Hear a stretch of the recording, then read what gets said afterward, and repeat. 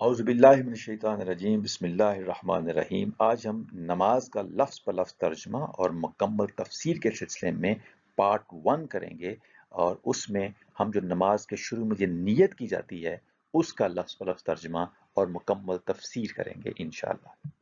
اچھا، نماز کے بارے میں دو باتیں جو ہیں وہ جاننی نہایت ضروری ہیں۔ ایک یہ کہ نماز جب انسان پڑھے تو اس کو علم ہونا چاہیے کہ وہ اس میں کہہ کیا رہا ہے، یعنی اس کا مطلب اس کو آنا چاہیے، اور دوسرا نماز کا مقصد کیا ہے وہ بھی پیش نظر ہونا چاہیے۔ جہاں تک نماز کے مطلب کا تعلق ہے تو سورۃ النساء کی آیت نمبر 43 میں آیا ہے کہ یا ایھا الذین آمنوا لا تقربوا الصلاۃ وانتم سکارى حتی تعلموا ما تقولون۔ اے لوگو جو ایمان لائے ہو، صلاۃ کے قریب نہ جاؤ جب تم نشے کی حالت میں ہو، حتیٰ کہ تمہیں علم ہو کہ تم کہہ کیا رہے ہو۔ تو یہاں پہ آیت یہاں پہ ختم نہیں ہوئی کہ جب تم نشے کی حالت میں ہو تو صلاۃ کے قریب مت جاؤ، بلکہ آگے اس کو ایکسپلین کیا گیا کہ حتیٰ تعلموا ما تقولون، حتیٰ کہ تمہیں علم ہو، تم جان جاؤ کہ تم کہہ کیا رہے ہو، جو تم کہہ رہے ہو وہ جان جاؤ۔ یعنی نماز میں انسان جو کچھ بولتا ہے اس کو علم ہونا چاہیے وہ کیا کہہ رہا ہے۔ اور دوسرا، صلاۃ کا جو مقصد ہے وہ اللہ تعالیٰ نے دو بنیادی مقصد بتائے ہیں، ایک اقیم الصلاۃ لذکری، اور دوسرا بتایا ان الصلاۃ تنہی عن الفحشاء والمنکر۔ تو صلاۃ کے مقصد کے اوپر ہم نے ایک سیپریٹ ویڈیو بنائی ہوئی ہے، اس کو آپ تفصیل سے دیکھ لیں۔ تو آج کی جو ویڈیو ہے اس میں جو صلاۃ کے شروع میں جو نیت کی جاتی ہے اس کا ترجمہ اور اس کی تفسیر جانتے ہیں کہ وہ کیا ہے، تاکہ ہمیں مطلب کا پتہ ہو کہ نماز کے شروع سے لے کے آخر تک ہم جو کہہ رہے ہیں، بول رہے ہیں، اس کا مطلب کیا ہے۔ شروع میں جو نیت ہم کرتے ہیں نماز کے کو پڑھنے سے پہلے، وہ نیت سورۃ الانعام کی آیت نمبر 79 میں آئی ہے کہ انی وجہت وجہی للذی فطر السماوات والارض حنیفا وما انا من المشرکین۔ انی، یہ دو چیزوں کا مرکب ہے، انا اور نی۔ انا کا معنی ہے بے شک، اور جو چھوٹی یا ہے اس کا معنی ہوتا ہے میں، یہ متکلم کے سیغے کے لیے آتا ہے۔ تو بے شک میں، یعنی شروع میں انسان جب نماز پڑھنے لگتا ہے تو وہ ہر قسم کی شک کا ازالہ کر رہا ہے اور یقین دلوا رہا ہے اپنی طرف سے اللہ تعالیٰ کو یا اپنے آپ کو کہ اس میں کوئی شک نہیں، یہ بات یقینی ہے کہ میں نے وجہتو، متوجہ کیا میں نے۔ اب وجہتو میں جو تو ہے اس کا معنی بھی میں ہے، تو انی میں بھی میں ہے، تو انی وجہتو، بے شک میں نے متوجہ کیا، وجہیہ، رخ اپنا یا چہرہ اپنا، وجہن کہتے ہیں چہرے کو یا رخ کو، اور وجہیہ میں جو یا ہے اس کا معنی بھی میرا رخ۔ تو یہاں پہ محاورے کے اعتبار سے آ گیا انی وجہت وجہیہ، بے شک میں نے متوجہ کیا رخ اپنا، للذی، لیے یا واسطے اس کے جو، فطر السماوات والارض، جو عدم سے وجود میں لایا سماوات اور ارض کو۔ اچھا، یہاں وجہیہ کے بعد الالذی نہیں آیا کہ میں نے اس کی طرف کر دیا، کیونکہ اللہ جو ہے وہ کسی خاص جگہ پہ ہم اس کو محدود تصور نہیں کر سکتے، کیونکہ اللہ تعالیٰ نے کہا ہے کہ ہوا معکم اینما کنتم، تم جہاں کہیں بھی ہو وہ وہاں ہے۔ تو ہم یہ نہیں کہہ سکتے کہ اللہ کسی خاص سمت میں ہے۔ تو یہاں الالذی نہیں آیا، اللہ کی طرف نہیں آیا، بلکہ آیا للذی، اللہ کے لیے یا اللہ کی خاطر یا اللہ کے واسطے، یا اس کے واسطے جس نے فطر السماوات والارض، جو سماوات و ارض کو وجود میں لایا عدم سے۔ تو نیت کرتے ہوئے انسان کہہ رہا ہے کہ بے شک میں نے متوجہ کیا رخ اپنا واسطے اس کے جو عدم سے وجود میں لایا سماوات اور ارض۔ اب جس ہستی کے سامنے ہم اپنا رخ یا اپنی توجہ کا مرکز جس ہستی کو بنا رہے ہیں نماز کے لیے، اس ہستی کی جو صفت یہاں پہ آئی ہے وہ ہے کہ وہ سماوات اور ارض کو عدم سے وجود میں لایا۔ ہم جو انسان ہوتے ہیں، انسان کسی بھی چیز کو جب بناتا ہے تو وہ نتھنگ سے سم تھنگ نہیں بناتا، وہ آلریڈی مٹیریل پہلے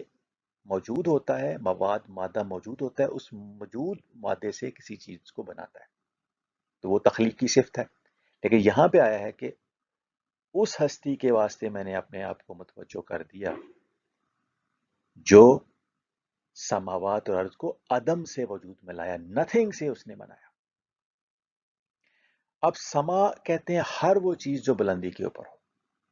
تو کائنات کی بلندیوں میں جو کچھ ہے، وہ پلانٹس ہیں، وہ سٹارز ہیں، وہ گیلیکسیز ہیں، کچھ بھی ہے، وہ سارے کے سارا سماوات میں آ جاتا ہے۔ تو کائنات کی بلندیوں میں جو کچھ ہے اور پستی میں جو کچھ ہے جسے ہم زمین کہتے ہیں، اس سب کو عدم سے وجود میں لانے والی جو ذات ہے، اس کی طرف میں نے اپنے آپ کو متوجہ کر لیا، اور اس طرح سے متوجہ کیا کہ حنیفاً، یکسو ہو کر، ہر باطل کو چھوڑ کر، یعنی پوری یکسوئی کے ساتھ متوجہ کیا، وداؤٹ اینی ڈسٹریکشن، کانسنٹریشن کے ساتھ، یکسوئی کے ساتھ، باقی ہر چیز سے، ہر باطل سے، ہر سمت سے اپنا رخ موڑ کر میں نے اپنے آپ،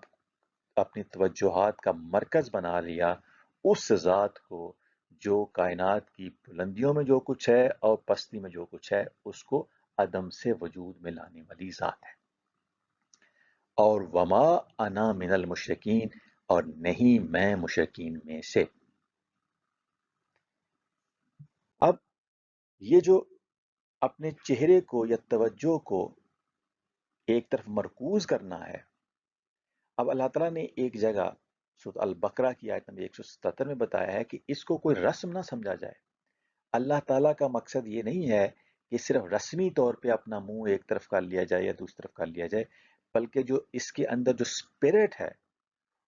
وہ اصل جو ہے وہ نیکی ہے۔ تو چنانچہ فرمایا کہ لیس البر ان تولوا وجوہکم قبل المشرق والمغرب ولکن البر من آمن باللہ والیوم الآخر والملائکۃ والکتاب والنبیین وآتى المال على حبه ذوي القربى واليتامى والمساکین وابن السبیل والسائلین وفی الرقاب وأقام الصلاة وآتى الزكاة والموفون بعهدهم إذا عاهدوا والصابرين في البأساء والضراء وحين البأس اولئک الذین صدقوا واولئک هم المتقون، کہ نیکی یہ نہیں ہے کہ تم نے اپنے چہرے مشرق کی طرف کر لیے یا مغرب کی طرف، بلکہ نیکی یہ ہے کہ آدمی اللہ کو اور یوم آخر اور ملائکہ کو اور اللہ کی نازل کی ہوئی کتاب اور اس کے پیغمبروں کو دل سے مانے، یعنی اس پر ایمان لائے، اور پھر خالی ماننا کافی نہیں ہے، اور اللہ کی محبت میں اپنا دل پسند مال رشتہ داروں اور یتیموں پر، مسکینوں اور مسافروں پر، مدد کے لیے ہاتھ پھیلانے والوں پر اور غلاموں کی رہائی پر خرچ کرے، پھر صلات قائم کرے اور زکوٰۃ دے، اور نیک وہ لوگ ہیں کہ جب عہد کریں تو اسے وفا کریں، اور تنگی و مصیبت کے وقت میں اور حق و باطل کی جنگ میں صبر کریں، یہ ہیں راست باز لوگ اور یہی لوگ متقی ہیں۔ تو یعنی یہ جو چہرہ اپنی اللہ تعالیٰ کی طرف کر لینا، یہ علامتی اظہار ہے، لیکن صرف یہ سمبولک چیز ہی کافی نہیں ہے، اس کا جو اسپرٹ ہے کہ اللہ کے سامنے، اس کے احکام کے سامنے سر تسلیم خم کر لینا، وہ جو اسپرٹ ہے وہ بھی پیش نظر رہنا چاہیے۔ چنانچہ نیت میں تو آتا ہے وجہت وجہیہ، کہ ہم نے اپنا رخ جو ہے وہ اللہ تعالیٰ کی طرف موڑ لیا۔ سورۃ آل عمران کی آیت نمبر 20 میں اسلمت وجہیہ کے الفاظ آئے ہیں، اور وہاں آیا ہے کہ فَإِنْ حَاجُوكَ فَقُلْ أَسْلَمْتُ وَجْهِيَ لِلَّهِ وَمَنِ اتَّبَعَنِي، تو اگر یہ لوگ تم سے جھگڑا کریں تو ان سے کہو میں نے تو اللہ کے آگے اپنا سر تسلیم خم کر دیا ہے. اسلم تو سر تسلیم خم کر لینا اللہ کے احکام کے سامنے. اور اس نے بھی جس نے میرا اتباع کیا ومن تبانی. تو یہ جو اللہ کے سامنے اپنا اپنی توجہ کا جو ہے وہ مرکز اللہ تعالیٰ کو بنا لینا، یہ اس سے مراد ہے اس کے احکامات کے سامنے سر تسلیم خم کرنے کا عہد کر لینا. تو جب ہم نیت کرتے ہیں کہ انی وجہت وجہی للہ ذی فطر السماوات والارض حنیفا، کہ جب ہم کرتے ہیں کہ میں نے ہر چیز سے اپنا رخ موڑ کر اللہ تعالیٰ کی طرف کر دیا، تو اس کا معنی یہ ہوتا ہے، اس کی امپلیکیشن یہ ہوتی ہے کہ میں نے اپنا آپ کو اللہ تعالیٰ کے سپرد کر دیا، اپنا سر تسلیم اللہ کے احکام کے سامنے خم کر دیا. اسی طرح تو النساء میں آیا کہ ومن احسن دینا ممن اسلم وجہہ للہ وہو محسن واتبع ملت ابراہیم حنیفہ. اور دینی اعتبار سے اس شخص سے بہتر کون ہو سکتا ہے؟ من اسلم وجہہ للہ، جس نے اپنا روئے نیاز اللہ کے لیے جھکا دیا، وہو محسن، اور وہ حسن کارانہ زندگی گزارنے والا بن گیا یا صاحب احسان ہو گیا، اور وہ ملت ابراہیم کی پیروی کرتا رہا جو اللہ کے لیے یکسو اور راست رو تھے. تو یہاں بھی اسلم وجہہ کے الفاظ آئے ہیں.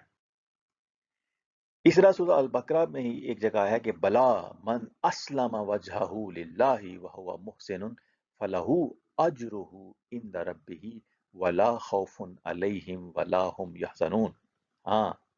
بلا شبہ جس نے اپنا چہرہ یا اپنا روئے نیاز اللہ کے لیے جھکا دیا، یعنی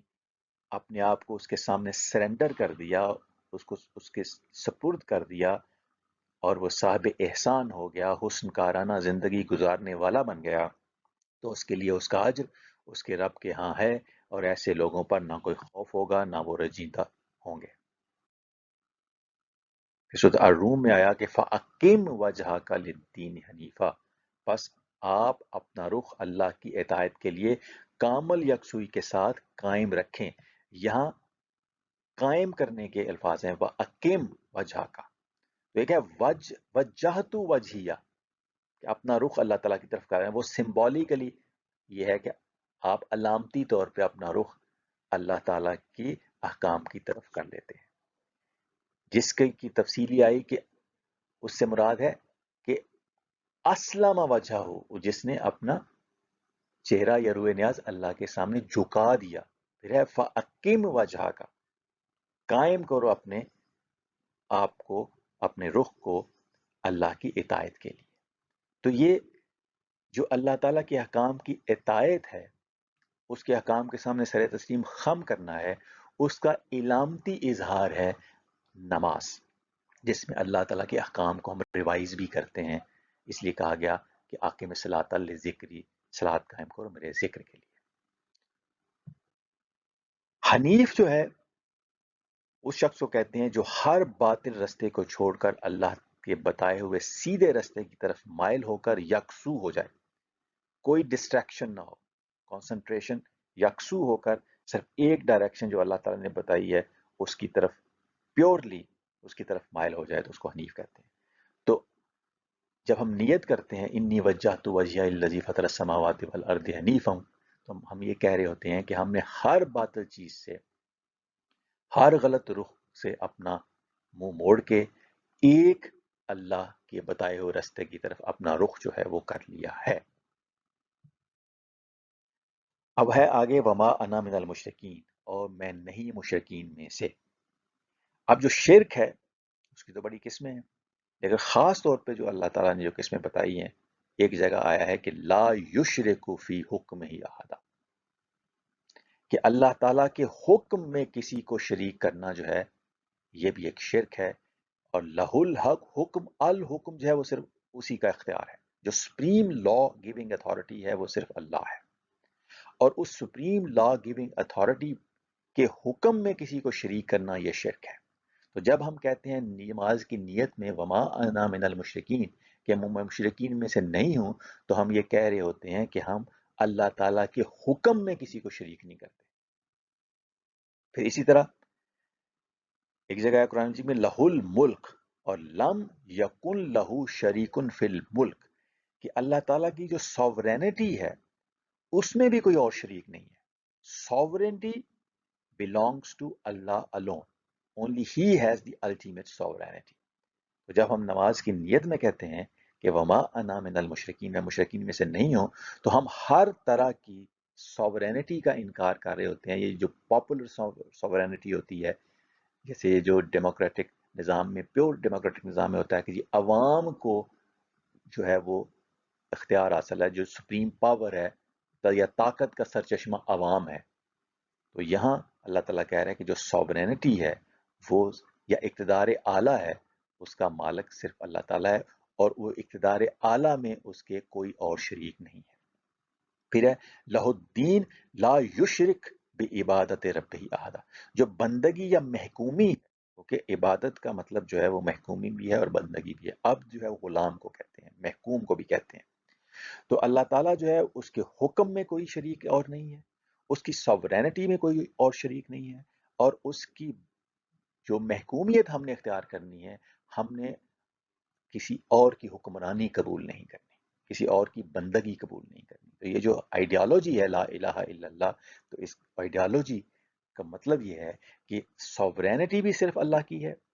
الٹیمیٹ سپریم لا گیور بھی وہی ہے، اور بندگی اور محکومیت بھی الٹیمیٹلی صرف اسی کی ہے۔ اور یہ جو ہم نیت کرتے ہیں نماز کے شروع میں، یہ بہت ایک مکمل بات ہوتی ہے، ایک آئیڈیالوجی کا اظہار ہوتا ہے کہ ہم نے اپنا رخ جو ہے ہر باطل چیز سے موڑ کے